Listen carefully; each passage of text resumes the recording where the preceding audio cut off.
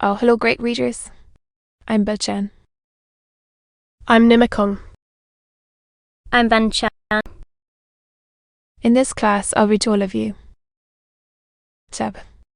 34 Sec. 2 of Jane Eyre and an Autobiography. S. L. Jane Eyre and Autobiography.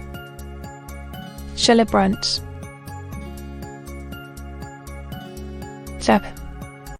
34 Sec. 2. And carpets on the stairs. When all was finished, I thought Morehouse as complete a model of bright modest snugness within, as it was, at this season, a specimen of wintry waste and desultoriness without. The eventful Thursday at length came. They were expected about dark, and our dusk fires were lit upstairs and below. The kitchen was in perfect trim. Hannah and I were dressed, and all was in readiness. Stuart. John arrived first.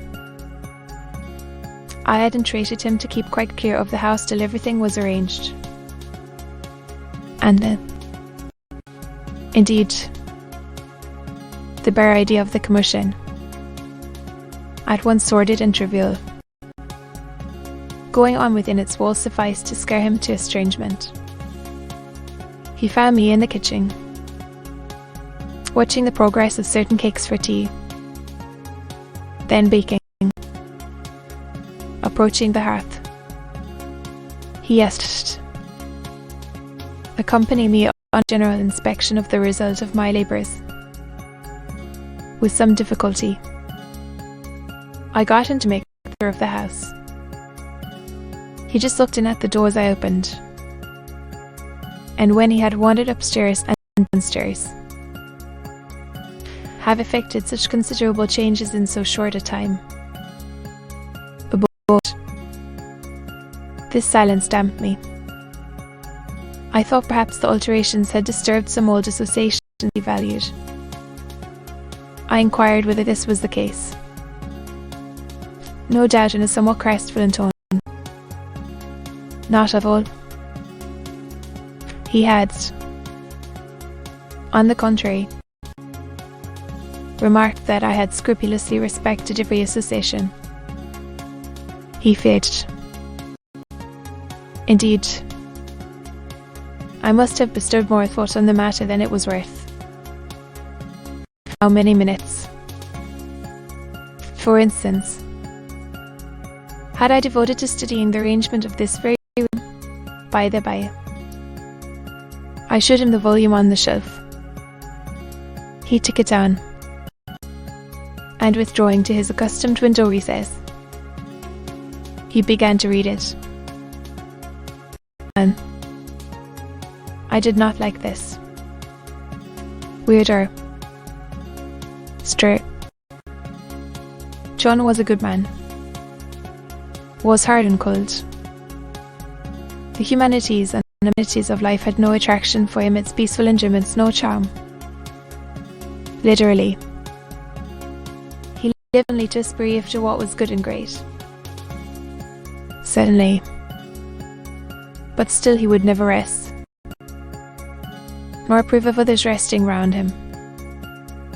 As I looked at his lofty forehead, at once that he would hardly make a good husband, that it would be a trying thing to be his wife, I understood, as by inspiration, the nature of his love for Miss Oliver. I agreed with him that it was but a love of the senses. I comprehended how he should despise and suffer the feverish influence it exercised over him, how he should wish to stifle and destroy it, how he should distrust its ever conducting permanently to his happiness or hers. The Bivers, her statesmen, her conquerors, a steadfast bulwark for great interests to rest upon. But at the fireside, too often a cold cumbers column, gloomy and out of place.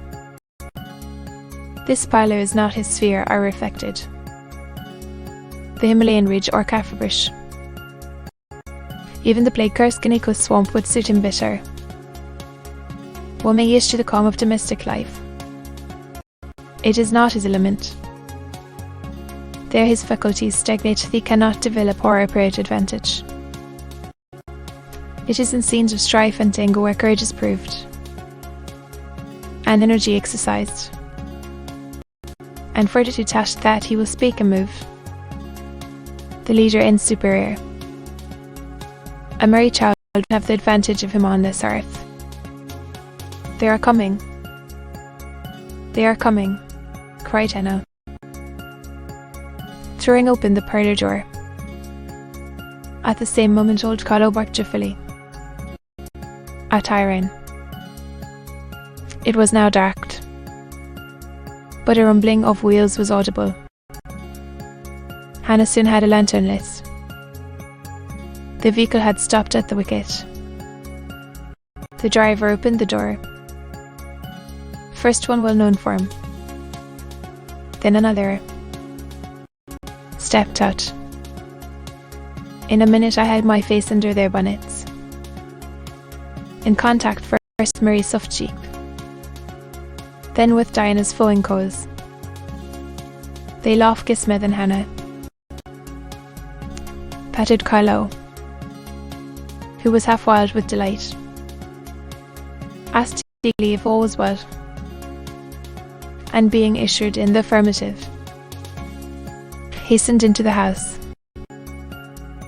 They were stiff with their long and jolting drive from Whitcross, and chilled with the frosty night air, but their pleasant countenances expanded to the cheerful firelight, while the driver and Hannah brought in the boxes.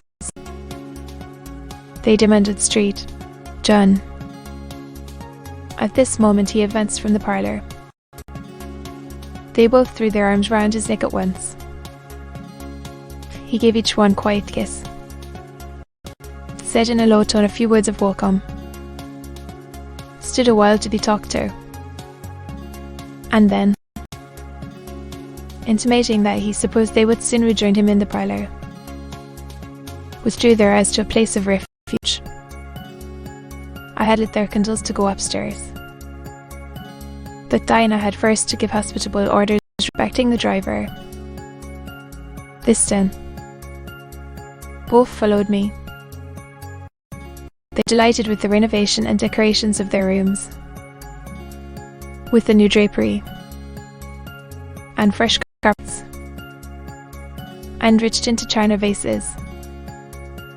They expressed their gratification ungrudgingly. I had the pleasure of feeling that my arrangements met their wishes exactly, and that what I had done had a vivid charm to their joyous return home. Sweet was that evening. My cousins, full of exhilaration, were so eloquent in narrative and comment that their fluency covered Street, John's taciturnity. He was sincerely glad to see his sisters, but in their glow of fervour and flow of joy he could not sympathise. The event of the day, that is, the return of Diana and Mara, pleased him, but the accompaniments of that event had tumult. The garrulous glee of reception irked him. I saw he wished the comer more was come. In the very meridian of the night's enjoyment, about an hour after tea, a rap was heard at the door. Hannah entered with the intimation that a prelate was come. That unlikely time, to fetch Mr. Rivers to see his mother. Where does she live? Clear up a Whitcross brow, almost 4 miles off, I'm sure. So, you had better not. It's the worst road to travel after dark that can be. There's no track at all over the bog. To be continued.